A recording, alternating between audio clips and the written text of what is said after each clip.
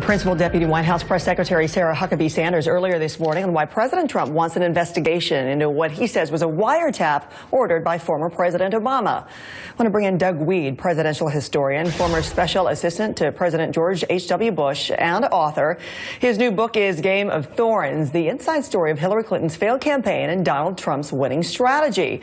As we delve into this, we know the president has thrown out a lot of accusations this weekend, as we've seen, the Deputy Press Secretary said that there is information that he's come across, but no evidence that we've seen so far to back them up.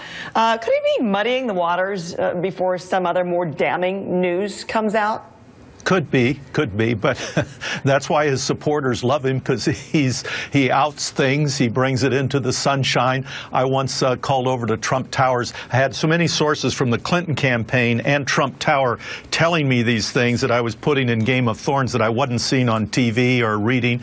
And so I called over and said, you guys are way off message. They said, you don't know the message. I said, okay, tell me the message. They said, the message is make America great again, and the second part of the message is I'm not a politician. So they liked these rough edges that reassure the base that this guy's, a more sinister, devious politician like me would sit on information like that. He's getting it out to say, hey, what do you think? And so we have a discussion about it. And they like it, and we've seen that especially when it comes out on tweets. But is there a point where we can have this president lose any sense of legitimacy when he's spending so much time tweeting these allegations, coming, over the weekend, coming up with this, and then at the same time bashing Arnold Schwarzenegger and his, the person following him on Celebrity Apprentice? But when it comes to getting something done, getting some actual policy to come out as far as his legacy down the road as president, is that something that we could even see?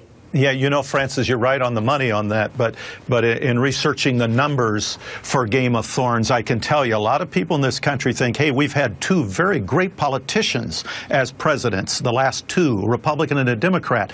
And the poor have gotten poor and the rich have gotten richer. We've practically eliminated free enterprise. We've had this huge transfer of wealth to China. And so they just want things shaken up. I have to ask you about that. Speaking of shakeups, in your book, you wrote that then candidate Trump considered dropping out of the presidential race after that Access Hollywood video leaked. So how close did he actually come to doing that? That's a disputed story, by the way, but the two sources I had on it say he was deeply discouraged. He was proud of the fact that he had picked Pence, and so he said, let me just pass this on to Pence. He didn't want to betray these people that he was meeting at all of these rallies, and his children and Reince Priebus and others said it's not transferable. This is like a personality cult. You got to take it all the way to the finish. And so it didn't last long, and he rebounded. So you think it was his family that turned him around? It was his family, and it was Reince Priebus who said, look, we got to fly this airplane all the way to the ground. Well, I appreciate your time, Doug. For me, we're out of time. Thank you, Francis.